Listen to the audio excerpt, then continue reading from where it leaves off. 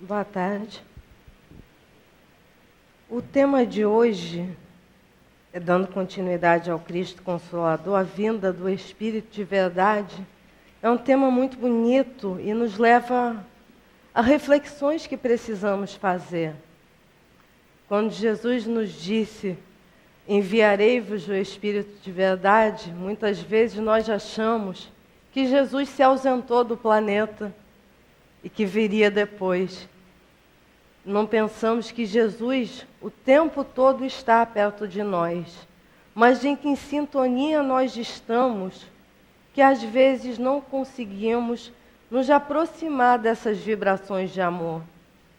Muitas vezes falamos que o mundo está numa situação catastrófica e precisamos lembrar que na época da elaboração do Livro dos Espíritos, era um mundo muito mais violento, era um mundo de trabalho muito mais bruto, era um mundo muito mais hostil. O nosso planeta vivia condições mais hostis, onde as criaturas ainda não tinham muita condição de estudar os ensinamentos do Cristo. Poucas tinham a condição de ler, poucos frequentavam as escolas. As crianças com pouca idade já trabalhavam. Então, quando o Espiritismo surge, a doutrina espírita, ela surge realmente como uma luz que vem unir a fé dessa humanidade sofredora até hoje com a inteligência. E de uma forma tão simples, num linguajar tão simples, que nós não podemos dizer que não conseguimos compreender. Então, quando a gente fala da vinda do Espírito de verdade, precisamos pensar muito em que momento estamos vivendo. Que momentos são esses em que tanta dor ainda pesa sobre o nosso planeta? Dor moral, dor física, dor emocional. Essas dores que nos fazem, muitas vezes não são físicas, mas vêm até o físico, e que nos fazem penar, desesperar, chorar. Mas nós não paramos para analisar. Nós não paramos para dar esse sentimento de elevação, de estar numa sintonia com Cristo, que muitas vezes independe de ler o Evangelho, mas depende mais do eu absorver o Evangelho, do eu compreender. Posso até ler mais lentamente, não tem problema, mas que realmente seja acolhedor, que realmente me console. E esse trecho do Evangelho nos diz que Deus consola os humildes e dá força aos aflitos que imploram por ela. Muitas vezes, nos momentos de dor, nós não sentimos isso, né? Na hora que a dor dói, ela realmente dói. E nós nos sentimos sozinhos, desamparados. Nós esquecemos, mais de uma vez, de Jesus. Esquecemos do nosso grande amigo espiritual que acompanha e vela a nossa encarnação. Esquecemos de nós, esquecemos da nossa força para superar dores criadas muitas vezes pelo nosso próprio livre-arbítrio. Porque a própria dor, ela tem função. A própria dor, ela não é, nós temos que parar com essa visão, um castigo. A dor tem um caráter educativo. E que caráter educativo é esse? É chato falar, porque quando a gente tem dor, realmente o desespero muitas vezes toma conta por não sabermos disso. Mas se eu pensar qual o caráter educativo da dor que eu tenho agora, se eu parar e refletir, será que essa dor é algo da minha escolha da atual encarnação? Muitas vezes é. Muitas vezes, ao maltratar alguém, eu me isolo. E me isolo em solidão. Muitas vezes, ao abusar de determinada substância, eu contraio uma doença, ou desenvolvo uma doença, e preciso me reeducar. Preciso voltar a mim e dizer, para que tanto açúcar? Para que tanto café? Para que tanto estresse? Tanta aflição com o que ainda vem? que nos faz desenvolver o que é chamado mal do século, o pensamento acelerado, a ansiedade. São doenças que vêm surgindo agora exatamente para que nós pensemos no momento atual, a nossa necessidade atual de dar mais valor à contemplação, à autovigilância, a saber parar, a nos dar o direito e o dever de parar, de refletir sobre mim. Quantas dores são oriundas do nosso próprio comportamento, e não digo comportamento exterior, mas de interior.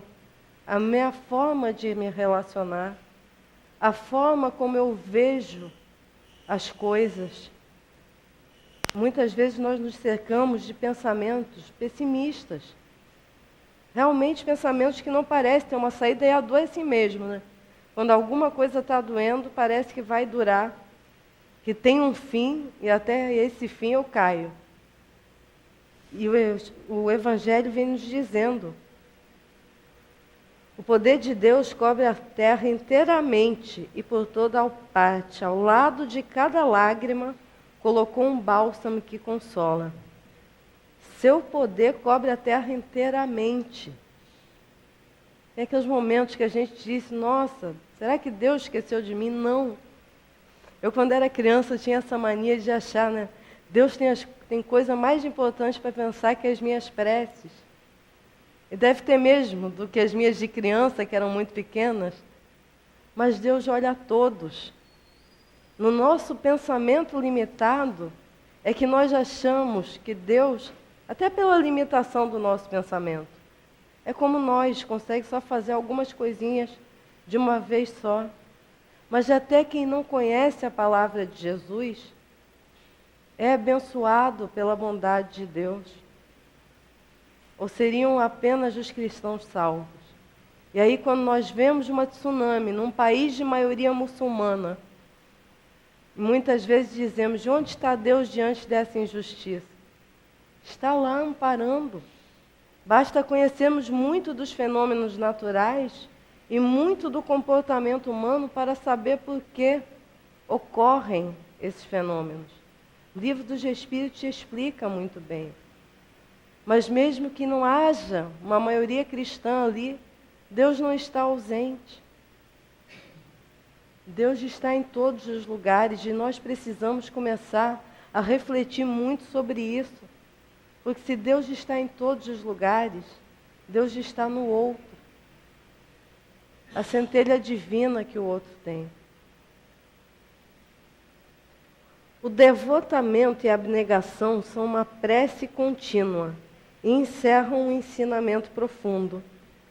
O devotamento, que nós já achamos que muitas vezes, né, até ao longo dos séculos da nossa posição religiosa, nós já achamos que devotamento era ajoelhar numa igreja, já achamos que devotamento era rezar um terço, já achamos que devotamento é apenas ler a Bíblia. Tudo isso são formas de devotamento. Mas e o nosso devotamento contínuo? O devotamento é estar sintonizado com as ideias elevadas, como nos diz aqui Dr. Herman, de forma muito bonita, sintonizado com os sentimentos da elevação do caráter, da elevação espiritual, com sentimentos superiores, pelo máximo de tempo que nós conseguirmos. Até que vivamos no sentimento da devoção. E muitas vezes isso começa assim.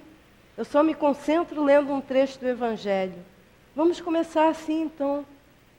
Vamos ler um trecho e refletir sobre aquelas palavras. E ver se a minha vivência está sendo de acordo com essas palavras. Se talvez as palavras que eu tenha lido não possam interferir num comportamento danoso meu.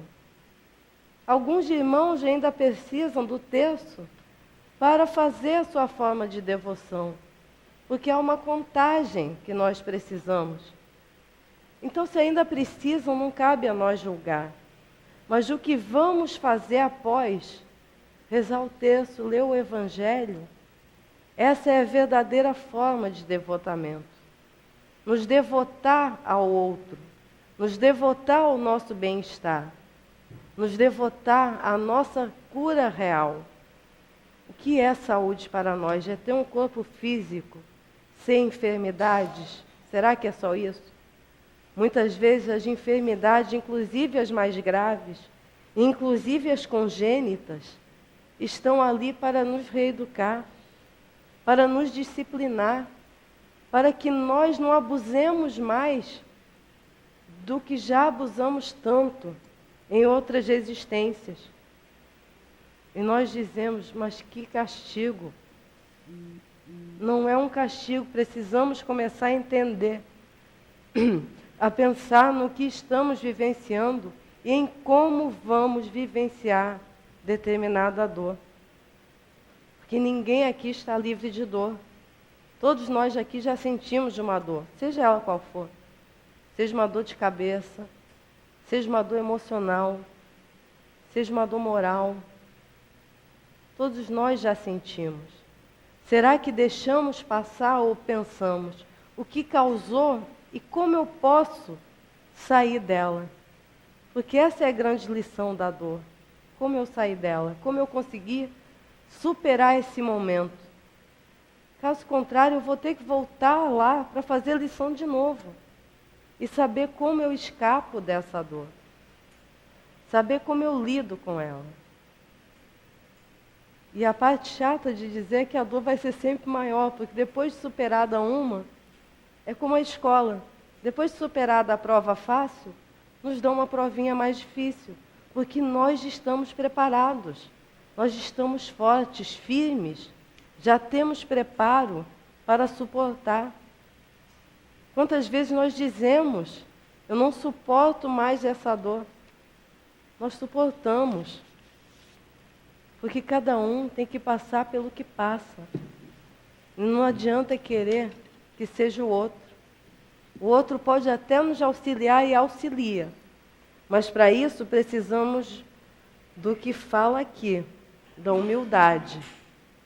Porque nós somos orgulhosos o suficiente para não pedir ajuda. Passando por diversas dores, uma coisa eu aprendi. As pessoas já ajudam. E às vezes pedir ajuda é uma forma de auxiliar o outro que estava sozinho. Nós aprendemos a crer numa espécie humana composta por espíritos que não são bons. As pessoas são boas. Precisamos de acreditar, nós somos bons. Não temos todos essa centelha divina que a doutrina espírita nos fala. Então todos têm algo de bom. Mas quantas vezes nós não queremos dizer, você pode me ajudar? Precisamos superar essa doença, porque isso sim é uma doença. A falta da humildade, o orgulho. E pedir ao outro, socorro, eu estou precisando da sua ajuda. Em quantos momentos que eu precisei de ajuda, a ajuda veio de pessoas que eu jamais pediria. Olha a dor se mostrando aí como educadora. Porque na minha mente, adoecida, eu via no outro o mal. Eu via no outro a pessoa que não auxilia. E no primeiro momento em que ela pôde, ela me auxiliou. Quem já não passou por isso? Está na rua e passa aquela criatura totalmente diferente de nós, que nós ficamos até com medo, e esse Espírito vai lá e nos ajuda. Temos aí a parábola do bom samaritano. Quem ajudou foi a pessoa mais humilde que passou. Foi a única que todos, durante a leitura de toda a parábola, sem conhecer o final, acham que não vai parar. Porque ainda estamos guiados pelo olhar físico. Ainda não aprendemos a educar o nosso olhar espiritual. A ver que o outro está, sim, disposto a colaborar com um planeta melhor.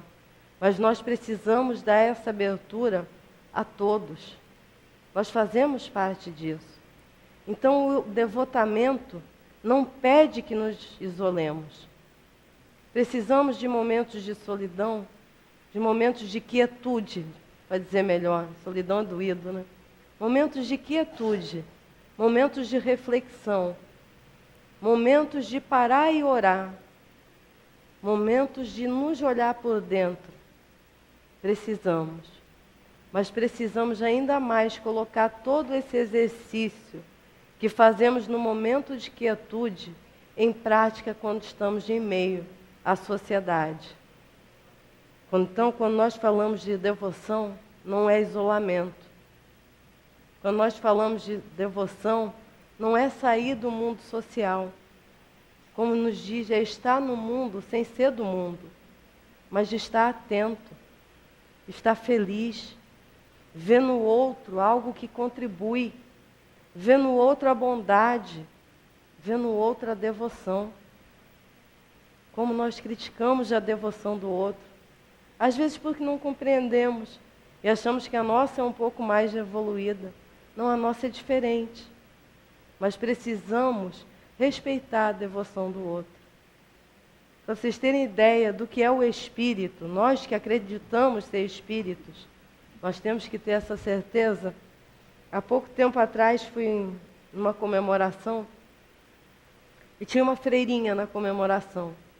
Mas tinha uma criança que não me tirava os olhos da freirinha. Ela ficou a comemoração inteira ao lado da freira. Ela não saiu para brincar, passaram brinquedos maravilhosos, festas maravilhosas, e a criança ficou ao lado da freira o tempo todo. O que é isso? É criança mostrando a sua bagagem espiritual. É criança mostrando que por ali já passou. Por aquela religião ela tem uma simpatia. E nós que por tantas já passamos nas nossas existências, não podemos de agora criticar. Podemos nos devotar, vendo a parte bonita do que o outro faz. Vendo que o outro, apesar de ter uma religião diferente da minha, serve sopa. Nem que seja um dia na semana, mas serve. Vendo que o outro, em dificuldade, doa roupas.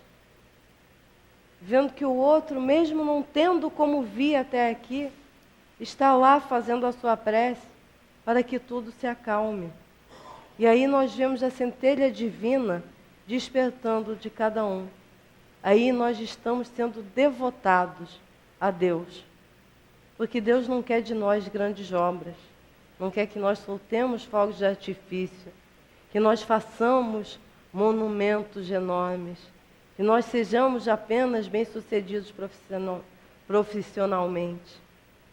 Deus quer que nós sejamos bem-sucedidos como espíritos encarnados e desencarnados também, porque vai ser uma parte que nos cabe após essa caminhada como corpos.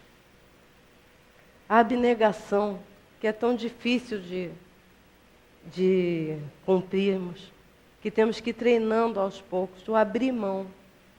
E às vezes conseguimos abrir mão do que é material, mas não conseguimos abrir mão de muito que guardamos nos nossos corações e nos adoece.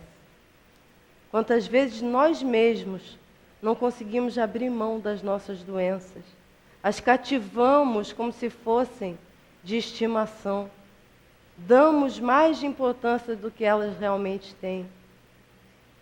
Temos uma enxaqueca e passamos o dia pensando, e essa enxaqueca que não passa, e essa enxaqueca que não passa. Se eu conseguir e fazer outra coisa, com certeza o foco sairá dali. Quantas vezes passamos muito tempo falando mesmo do nosso bem-estar físico, só preocupados com o nosso bem-estar físico, nos abstemos de vários alimentos, nos abstemos de vários exercícios, nos abstemos do descanso, mas não conseguimos nos abster da maledicência, não conseguimos nos abster do pensamento doente, do pensamento de julgamento. Tudo isso nos adoece tão ou mais rápido quanto muitas das nossas ações físicas. A ciência avança a passos largos na cura das nossas deficiências físicas. Precisamos nós avançar a passos largos na cura das nossas enfermidades morais. E eu acredito que estamos avançando. Por mais que o mundo se faça pessimista, quando nós vemos uma notícia triste no jornal, nós já não aceitamos com tanta naturalidade. Isso é bom. Essas nossas reclamaçõezinhas, como é que pode acontecer isso? Isso quer dizer o quê? Isso já me incomoda. Porque séculos atrás era natural. Quando nós vemos uma violência a um animal, uma violência à mulher, um desmatamento, isso já nos dói profundamente. Estamos evoluindo. Há muito poucos anos atrás era normal derrubar árvores para tudo. Hoje nós já escolhemos o material dos nossos móveis de acordo com o dano que não causa no ambiente. Já escolhemos utilizar roupa de tecidos que são feitos de forma sustentável e por comunidades sustentáveis. Já escolhemos utilizar de alimentos que não maltratam os animais. Estamos evoluindo, ainda devagar. Mas temos que lembrar que aos poucos nós vamos conseguindo.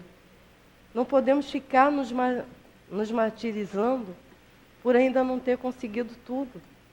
Estamos já a caminho. Mas o quanto mais pudermos dar pressa, o quanto mais pudermos ser abnegados e sermos devotados ao nosso próprio progresso, melhor. E abrir mão, mais de uma vez, não é sair da sociedade, mas é se entregar a ela de forma muito equilibrada, sabendo o que eu estou fazendo. Quantas vezes eu entro em um grupo social e a minha palavra fere alguém? Quantas vezes eu adentro um grupo social e o meu pensamento faz com que todos os pensamentos se encaminhem para um clima de briga? Quantas vezes eu digo, eu não respeito o outro porque eu sou superior? Qual a nossa função em comunidade? A gente sempre pensa junto à natureza, como exemplo. Nós somos o quê? Predadores? Não. A gente sempre fala, vivemos em sociedade. E biologicamente, quem vive em sociedade? Os seres que cooperam. Os seres que fazem o alimento junto. São os que nós chamamos de comunidade, as abelhas, que fazem um dos produtos mais caros que nós utilizamos, um produto que cura. Imagina nós regidos por inteligência e sentimento. Qual será a nossa geleia real? Qual será a geleia real do nosso sentimento regido pela inteligência, pela abnegação, pela humildade, pelo amor? Precisamos fazer com que o que nós falamos condiza cada vez mais com a nossa ação. Mais à frente, vem nos dizendo, a sabedoria humana reside nessas duas palavras, que todos os espíritos sofredores possam compreender essa verdade, ao invés de se revoltarem contra dores e sofrimentos morais, que são o seu quinhão aqui na Terra. E quando nós lemos isso, chega a doer, né? As dores e os sofrimentos morais são o nosso quinhão aqui na Terra. Excluindo certos espíritos elevados que estão aqui em missão, nós estamos ainda num planeta de dor e expiação. Então a dor está aqui sim, para que nós possamos progredir. Ela não é inimiga, ela é uma amiga, que vai fazer com que eu aprenda a me comportar diante dela. Nós não temos como fugir. Seja uma dor emocional, a dor ela é realmente democrática e com justiça social. Atinge o pobre, o rico, a mulher, o homem, ela atinge a todos. Em maior e menor intensidade das diferentes formas. Mas como eu reajo diante de cada tipo de dor? Tem pessoas que têm uma capacidade imensa de suportar a dor física. Eu não tenho, eu quebro a unha, já estou gritando. Outras pessoas, com essa capacidade imensa de superar a dor física, já se fragilizam diante de uma dor moral. Então nós precisamos pesar para que consigamos equilibrar que tipo de dor está me fazendo aprender. Qual é a dor que eu preciso resistir mais? Onde eu preciso fazer o meu exercício para me tornar um espírito resistente? Porque qual a minha função de ser resistente? É ser frio? É dizer, não sinto dor, não me altero? Não. É estar pronto a auxiliar o próximo. É estar pronto a passar por uma prova maior. É estar pronto a demonstrar exemplo. Quando nós pensamos em Jesus, pobre, num local com muito poucos recursos, onde não era bem-vindo, nós vemos muito de uma forma poetizada, mas pensem, era um clima quente. Jesus não nasceu numa família abastada. Jesus não foi bem recepcionado por muitas pessoas. De onde tirou tamanha força? Como não reclamou da dor? Nós reclamamos do calor que está aqui, sabendo que temos um ventilador e ar-condicionado em outros locais. Nós reclamamos que a roupa não está adequada. E o que nós fazemos para ser mais crísticos? Se nós analisarmos o nosso cotidiano, nós vamos dizer, eu acordei, eu tomei o café da manhã, eu trabalhei, eu saí, eu fui dormir. E aí precisamos lembrar de um jargão que nos diz, não basta apenas existir, é preciso viver. Porque quando nós analisamos o nosso cotidiano, nós não vemos a vida. Mas eu acordei, que coisa bonita. Eu despertei, eu tive a oportunidade de ir ao plano espiritual, voltar ao meu corpo para cumprir minha missão como espírito encarnado.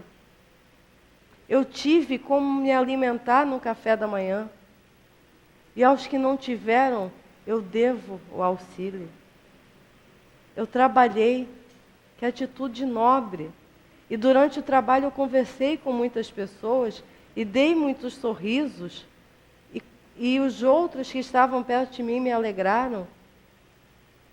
Ou eu fui uma pessoa mais amarga, ou eu atuei como um espírito adoecido.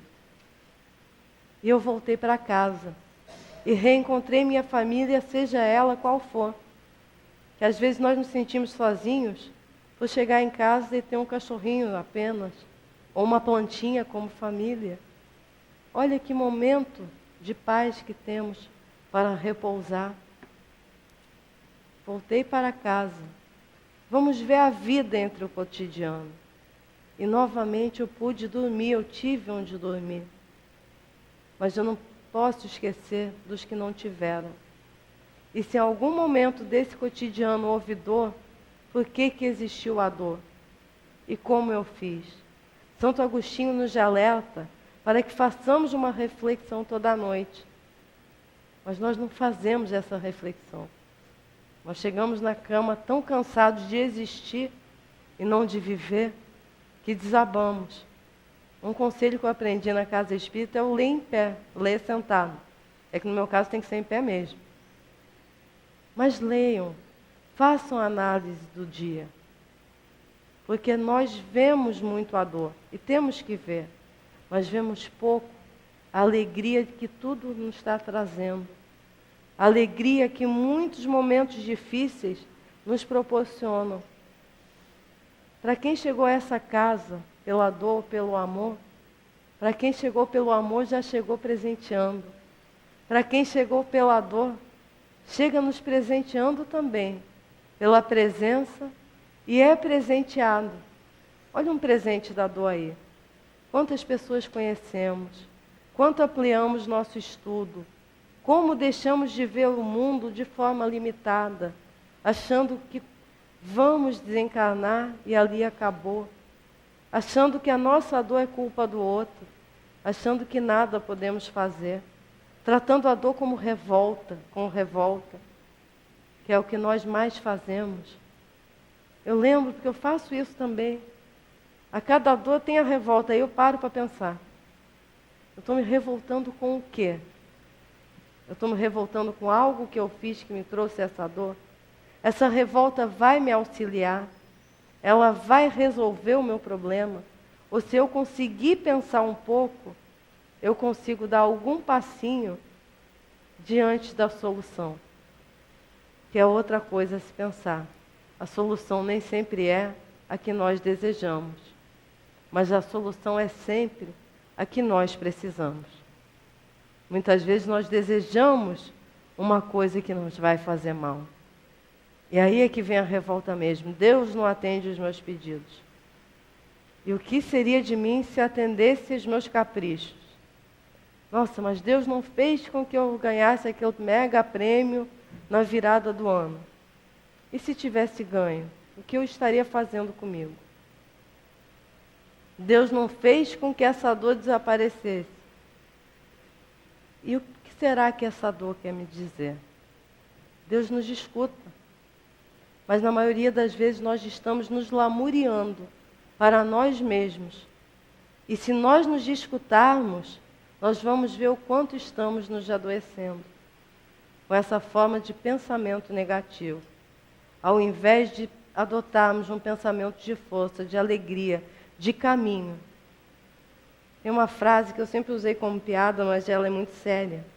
Não é porque o mundo gira que nós precisamos estar parados. É exatamente isso. Essa nossa estagnação nos faz mal. Nós insistimos em permanecer no que nos causa a dor. Nós já temos o Consolador prometido, o Espírito de verdade. Mas estamos fazendo uso? Usai, pois, como divisa essas duas palavras, devotamento e abnegação, e sereis fortes, porque elas resumem todos os deveres que a caridade e a humildade vos impõem. O sentimento do dever cumprido vos proporciona a tranquilidade do espírito e a resignação.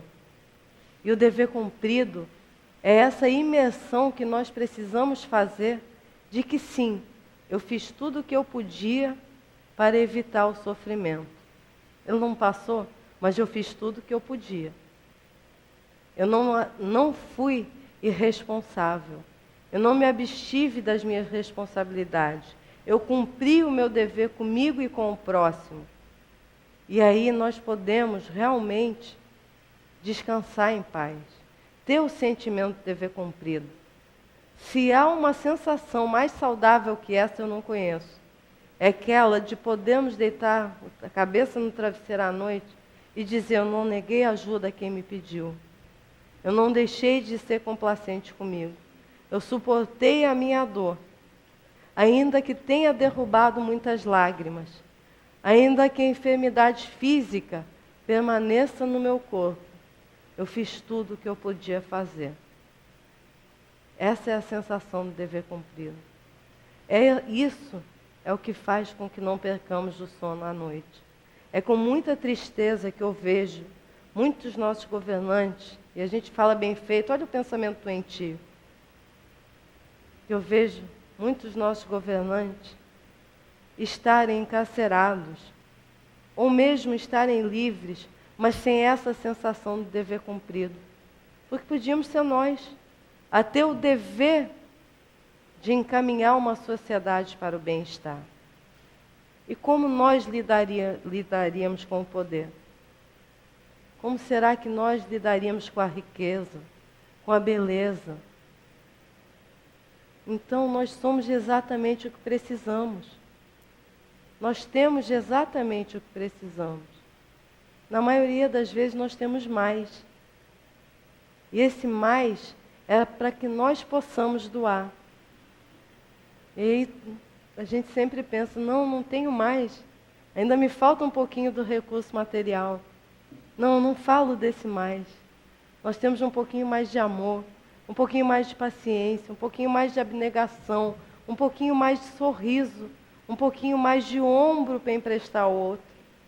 Nós sempre temos um pouco mais. E esse mais é para a abnegação, é para devotamento. Mas nós economizamos sentimentos. Nós achamos de elegante ser frio, não falar, andar, como dizia uma professora, minha amiga, cheirando óleo quente, com o nariz lá em cima. Não, isso não é elegância. Elegância é conseguir sorrir sinceramente e fazer com que o outro nos devolva esse sorriso. Não tem presente maior do que esse. O coração trabalha melhor, a alma se acalma e o corpo não sofre mais desfalecimentos, visto que, quanto mais o espírito é profundamente atingido, mais o corpo sofre. E nós sabemos que essa tranquilidade faz com que o nosso coração trabalhe melhor. Nos traz realmente uma sensação de bem-estar. Nos traz realmente a tranquilidade. Basta a gente ver que colocando os nossos vícios em ação, nós passamos mal. A raiva. Nossa, é taquicardia, ficar vermelho, ficar com mais calor. Por raiva, porque eu não levo o desaforo para casa. Que eu não engulo o sapo. Às vezes esses sapos têm muita razão que entram no nosso ouvido. Nós precisamos começar a trabalhar com a crítica. Se a crítica realmente não faz sentido para mim, eu vou dizer, meu irmão se enganou. E se faz, eu que comece a modificar esse comportamento. E geralmente quando ela nos ofende, é porque faz. Quando nós dizemos, eu preciso mostrar a minha superioridade, seja ela profissional ou material, nós nos sentimos mal. Por quê? Quem vai querer ficar perto de uma pessoa que só mostra a sua superioridade, que não se mostra próximo? Quem Jesus escolheu para estar próximo, logo assim que adentrou no nosso planeta? As pessoas simples. Que as pessoas simples conversam, são sinceras. Eu trabalhei um tempo Era um emprego que eu realmente precisava adentrar diversas culturas muito diferentes da minha. E eu precisava fazer da cultura delas a minha também. E não eram pessoas mais abastadas ou menos abastadas que eu, eram pessoas diferentes. E essa humildade de deixar os meus hábitos e tentar aprender com o do próximo, me foi tão rica, que é um dos empregos que eu nunca mais esqueci. Que foi proveitoso, não financeiramente, mas por dividirem a cultura que tinham comigo. E o que eu divido com o outro? Às vezes eu não quero dividir nem o meu espaço. Por que nós vivemos hoje uma poluição proveniente de combustíveis fósseis?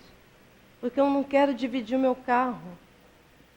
Tem gente que eu não divido o carro porque bate a porta forte. Ou porque suja o carro que eu acabei de lubrificar. Se fosse isso, os carros não teriam 4 lugares. Seriam todos igual aquele bonitinho, que estaciona igual a moto, para a gente ir sozinho na nossa solidão. Por que nós vivemos de uma escassez de alimento? Porque igual o homem no Evangelho, que encheu o celeiro de trigo e desencarnou à noite, nós estocamos de alimento que muitas vezes mofa no nosso armário. E aí choramos pela fome do outro. Por que o outro não tem acesso ao remédio? Porque às vezes, mesmo acabando de tomar, eu não tenho a responsabilidade de dizer ao médico, olha, eu tomei apenas uma cartela, vou deixar com o senhor para atender um próximo paciente. Porque não podemos cometer a irresponsabilidade de dar a outra pessoa um remédio que ela vai tomar e pode lhe fazer mal. Entreguem a um médico, a um farmacêutico. É a nossa bondade, é o que podemos fazer. Nós podemos fazer muito. E em pequenas doses. Isso é abnegação. É no meu dia a dia eu utilizar do recurso do bem que eu posso fazer. Dos 10 minutos de almoço que eu tiro e agora eu ia descansar e vem alguém querendo desabafar. É o ouvido pronto. Isso é estar sendo fiel a Deus. Muitas vezes nós falamos, eu sou temente a Deus. O que é ser temente a Deus? Não é ter medo. Ser temente a Deus é estar em todos os momentos disponível às leis de Deus. É estar disponível a sanar a dor do outro. É estar disponível a sanar a minha própria dor. É estar disponível a compreender que algumas dores não vão passar. Porque não tem que passar. Elas precisam estar ali para me reeducar. E muitas vezes eu não vou saber o porquê. Porque a causa está lá, em vidas pretéritas. Mas nós não podemos, na vida presente, arrumar mais de uma causa para a doença na próxima vida. Será que eu estou agindo de alguma forma que a minha próxima existência ainda traga alguma prova, já tendo conhecimento do Cristo Consolador, já tendo conhecimento do Espírito de verdade, já tendo conhecimento da doutrina espírita, já sabendo o que é certo ou errado, que nós sabemos. Posso até dizer, eu não sabia que essa era a verdade. Nós sabemos. Está gravado em nós o que é certo e o que é errado. Mas às vezes eu escolho o meu certo. O meu certo é isso. E a gente sabe que não, que a verdade é uma só. E ela pode se resumir em uma palavra, o amor. Se eu escapei do amor, eu agi de forma errada. Se eu magoei, se eu ofendi, eu agi de forma errada. Eu criei um elo com essa outra pessoa, um vínculo, com esse outro espírito, que deve ser desfeito pelo amor. Devemos reconstruir uma nova forma de interagir com esse espírito com amor. E aí a gente fala, mas essa pessoa é tão difícil. E nós? Há pouco tempo eu falava, vamos nos analisar. Eu olhava para as pessoas, cutucava a outra, viu? Enquanto eu falo, vou me analisar, mas falo para o outro, viu? Você precisa se analisar. Vamos começar por nós. Começar vendo qual pensamento está me trazendo a insônia. Qual pensamento está me trazendo a ansiedade? Qual pensamento está me trazendo a depressão? E lembrar que Deus é tão bom, que criou uma série de profissionais para essas doenças que não são apenas morais, como a depressão, tem algumas alterações fisiológicas. Então tem um grupinho de seres especiais, todos nós somos, mas para essas doenças tem uns serizinhos especiais, os médicos. Muitas vezes nós abrimos mão de procurar um psicólogo, um psiquiatra, um médico. Temos que procurar sim. Temos que procurar nos instruir, saber como evitar novamente, porque são doenças, as emocionais, que nós vamos achando que não tem importância, que vai passar, que vai ocorrer outro evento na minha vida e aquilo vai sanar e não sana. Não sana porque eu não me resolvi com isso. Eu preciso me resolver. E às vezes eu preciso do auxílio. Olha a abnegação, abrir mão do orgulho e pedir ajuda. Às vezes pedir o ombro para chorar mesmo, ao amigo. Conversar, tudo isso nos faz muito bem. Dr. Herman ainda vem nos falando, a humanidade que passa por dificuldades e problemas desabitua-se pouco a pouco a enxergar o infinito. Parece que seus olhos doídos e sofridos acostumaram-se a ver o chão pedregoso. E é verdade. Muitas vezes nós andamos até de cabeça baixa, né? Agora nós já arrumamos uma solução para a cabeça baixa, que é o celular. Eu vi um documentário muito interessante, não que nós não tenhamos que usar, é super necessário. Mas nós usávamos a tecnologia para fugir um pouco da realidade. Hoje nós usamos a realidade para fugir da tecnologia. Hoje em dia nós falamos, vou viajar para ficar um pouco longe do computador. Nós não estamos conseguindo nos encontrar de forma equilibrada com a tecnologia, que tanto deveria nos auxiliar. Nós estamos abusando. Nós estamos insultando o outro pelas formas tecnológicas. E quando eu falo de forma que magoa o outro pode não se magoar. Mas esse sentimento de ódio passou por mim. A quem fez mal? A quem fez mal? De onde nasceu a ira? Primeiro passou por mim.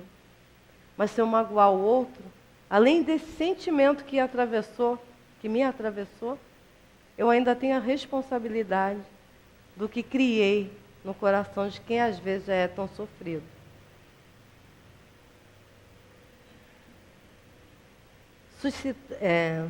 Desculpa, só achar aqui o início do parágrafo. Vemos que Deus nos envia a nós de espíritos e aos homens encarnados também condições de intercâmbio maior, suscitando nas criaturas próximas ou remotas o estímulo, o ânimo, a realidade espiritual, para que sintam a beleza e a grandeza do Pai.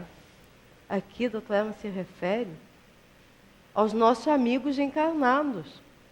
Deus nos enviou espíritos que encarnaram na mesma época, no mesmo lugar, frequentam a mesma casa espírita, às vezes o mesmo local de lazer e trabalho, para amenizar as nossas dores. Nós temos que ver no outro essa beleza, temos que ver no outro o ânimo, a ver no outro a vontade de continuar, a dar ao outro, além da nossa tristeza, a nossa alegria. É uma frase que eu gosto muito. A tristeza é uma forma de egoísmo. E às vezes ela se transforma numa forma de egoísmo. Porque eu só levo ao outro a minha tristeza. Nem dou ao outro tempo de ficar triste, coitado. Só levo os meus problemas, só levo o meu choro. Vamos aprender a levar o sorriso também. A engolir um pouco, a segurar um pouco a dor e sorrir. Sabe quando a gente vai tomar a injeção e fica com vergonha de chorar? Se ninguém admite, eu admito. Eu morro de medo de injeção. Mas eu tenho uma vergonha danada de chorar quando vou tomar a vacina. Então a gente segura a dor e dá aquele sorrisinho, não doeu. Muitas vezes a gente tem que fazer isso com a nossa dor. Porque a dor do outro está precisando também de acolhimento. Quando a dor estiver batendo firme, que cada um se recorde de Deus, busque o infinito, peça a Jesus o amparo e ajude as criaturas a perceber o infinito, a perceber que Deus está presente através de seus vários prepostos. Deus, presente em nós, auxilia-nos a encontrar o irmão e a vermos nesse a figura de bondade e sentirmos o coração. Não desistam de ser bons. Isso é muito importante. Não desistam de ser bons. Apesar de tudo, estamos num mundo duro. Temos que ser firmes? Temos, mas não temos que ser maus. Para atravessar a minha dor e a minha doença, eu vou fazer qualquer coisa? Não. Eu vou fazer o que é legítimo, o que é legal dentro das leis do homem e dentro das leis de Deus, sobretudo. A partir do momento que eu passo a magoar o próximo, que eu passo a fazer qualquer coisa que venha a prejudicar o outro, a natureza, o nosso planeta, a ambiência, a psicosfera, para me sentir melhor, eu deixei de ser bom. Não desistam de ser bons. Ser bom é bom. Ser bom nos faz sentir bem. E o que é ser bom? Ser bom é estar realmente à disposição de receber as boas vibrações do Cristo a cada momento. É acordar e dizer, que bom, abrir os olhos, mesmo para quem falta a visão. porque a quem falta a visão sobram outros sentimentos. É dizer, vou conviver com os demais espíritos encarnados, protegida pelos desencarnados que aqui estão. É fazer as minhas preces sinceras e não mecânicas. É saber que eu prefiro passar pela dor a causar a dor no próximo. E quando eu falo que até a contaminação da ambiência faz com que não sejamos bons, lembremos que o nosso pensamento muitas vezes destabiliza todo um ambiente harmonizado. E além de fazermos sofrer os que ali estão, que nós vemos, fazemos com que já ali estão, precisando de cuidados, espíritos encarnados, que se agregam a nós, às vezes por sentimentos simpáticos, sofram mais ainda. Percam as esperanças em nós que estamos encarnados para o progresso. Não desistam de ser bons. Ser bom fará com que nós tenhamos a verdadeira cura das nossas enfermidades, que talvez não seja a saúde física plena, mas o bem-estar espiritual. Graças a Deus. Agradecemos a Ana Lara.